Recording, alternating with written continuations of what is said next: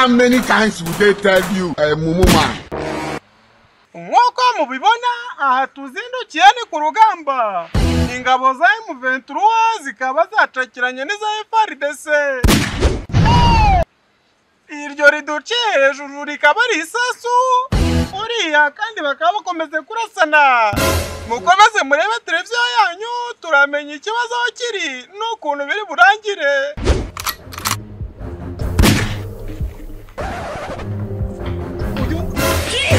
Akaba dutunze imbunda uyu tugezeho n'umwe mu bari kurwanira ingabo za M23. Watubwira ubundi uru rugamba warujemo gute? Unaona uriya kile gisasa. Eko? Ndagikubita ndagituritse na rutwe mbanze na rukuleho kiliya. Jesus! Iryo rikaba ari isasu ritugezeho. Aha ngaho bakomeje kurasana atubwiye ko yageze hano mu buryo bukomeye cyane ariko ngo umugamba afite nukuza kurasa rura rutwe akarukuraho. Komeze mukurikirana televiziyo yanyu turabamenyera ibya runo rugamba neza.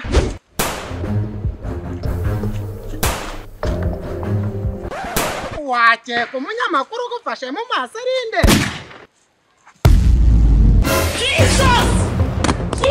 Nk'uko mubibona aha ngaha turi uyu ni umurambo w'umwe muri M23 bakaba bamurashe.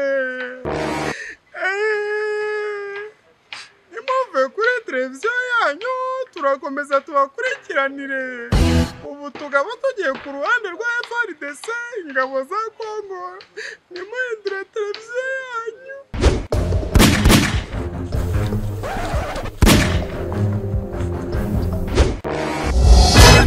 Papi, unakamata moko yangu koma yako.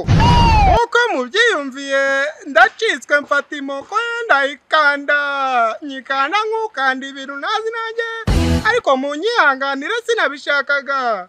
Nk'uko mubibona uyu akaba ari umusirikare wa FARDC ingabo za Kongo tugezeho. Mukaba tugiye kumubaza ibibazo bikurikira. Sasa wowe tukubaze uru rugamba uratekereza ko muri buze kurutsinda? Ni monoloide. Ijwi ryuzuyemo uburakari bwinshi yishongoye atubwiye ko uru rugamba ari urugamba rw'amafuti uruca abana ngo ararutsinda bugenzi. Uyu mugabo ukomeje kwivugisha gutya kadutegereze wenda dushaka kujya kubona tukabona ararutsinze. Nimukureho televiziyo yanyu. We, leta masasu hapa kumambuzi. Bega! Papi, wamenipiga kisasu kwa mfutu wangu. Mfutu wangu. Nk'uko mubyiyumviye isasu bararire riraza po mu mufoto we. Ubu barawurangaje. Mukomeze murebe televiziyo yanyu nimukureho turakomeza dushakishe nabo bamurashe mu mufoto. Afande wangu, papi, afande wangu. Nk'uko mubibona iyi mbunda arimo arazunguza gutya ushobora kujya kubona ukabona havuyemo isasu. Sasa wowe kuri murarira. Nimeua afande wangu. Ijwi ryuzuyemo ikiniga aratubwiye ngo afande we yahindutse amawuwa. Sasa afande we yahindutse amawuwa gute? Hapana papi, afande nimemupiga masasi ya mumukundu wake. Jesus Christ. Ukuntu atubwiye noneho arimo arasaba ko mwamufashe kuko afande we amurasiye umukunzi. Siko uvuze? Sio hivyo nasikia mbaya papi. Afande nimemupiga masasi ya mumukundu wake. Nimemuua afande wangu.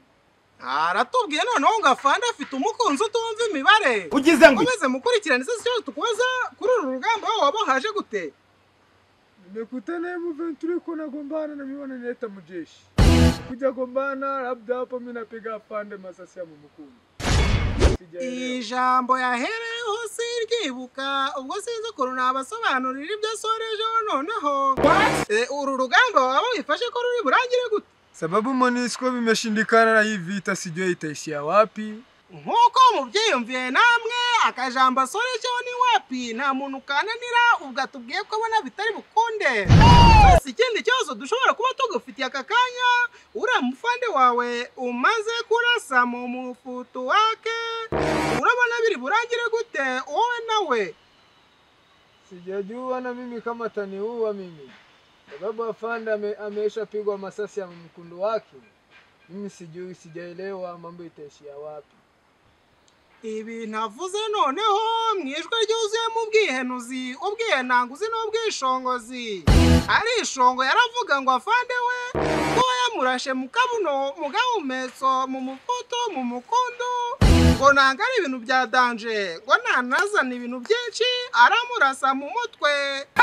Genari Ndahiro Valens papi. Genari Ndahiro Valens papi. Jesus! Genari Ndahiro Valens papi. Wameni uwa bwana.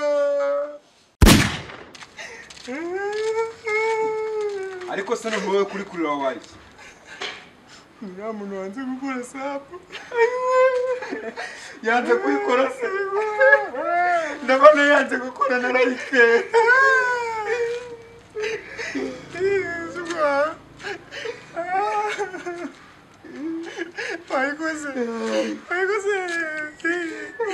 Wayikoze.